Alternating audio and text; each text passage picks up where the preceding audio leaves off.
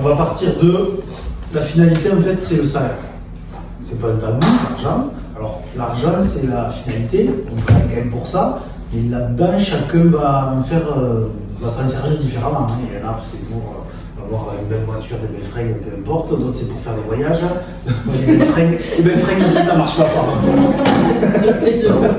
Merci. D'autres, c'est pour mettre de l'argent de côté pour plus tard. D'autres, c'est pour préparer la retraite. Caroline, c'est dans 2 ans. D'autres, ça va être pour s'acheter une maison. Enfin, je dis n'importe quoi. Mais on va partir du salaire.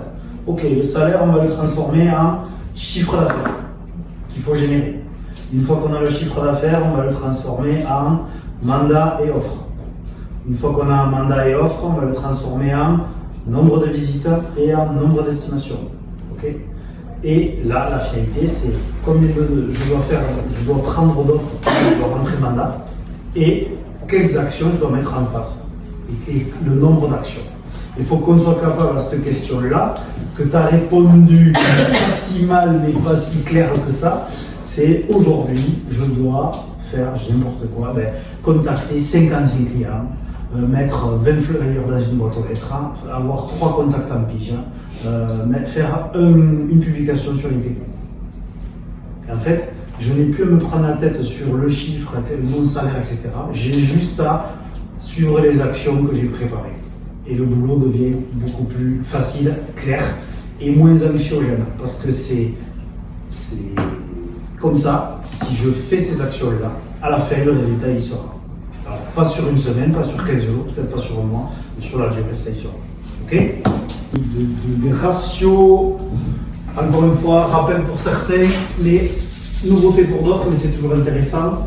Et surtout, actualiser une vente, une transaction, c'est 2 unités. Une unité mandat, une unité sortie.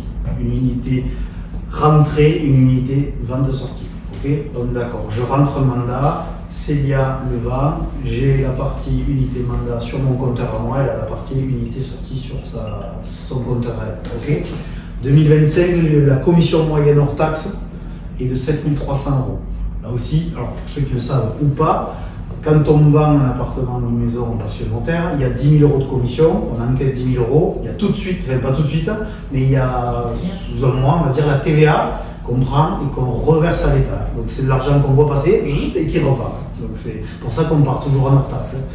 Les ratios vendeurs, non ratios à nous, on a des ratios qui sont quand même plutôt bons, voire très bons. On a besoin de 2 estimations pour rentrer un mandat. Alors on parle d'estimation où il y a un projet de vente. Okay, parce qu'on a des bons outils, on a la méthode, etc. Ça diffère aussi de conseil à l'autre. Il y en a certains qui ont un ratio qui est un peu meilleur que d'autres. Donc aussi, là, c'est pas le but, on n'en est pas à la méthode, on en est au ratio. Donc, pour entrer mandat, il me faut 2 estimations. Pour que, une fois que j'ai rentré mes 2 mandats, statistiquement, j'ai minimum un mandat qui va se vendre. Parce qu'en fait, faire 200 000, tout le monde va les faire ici. Il y en a qui vont les faire sur un an, il y en a qui vont les faire sur 10 ans. Donc il faut que ça soit défini dans le temps, toujours. Je veux faire un marathon en 3 ans. Je veux faire un marathon. Ouais, génial. C'est bien, elle peut le faire le marathon.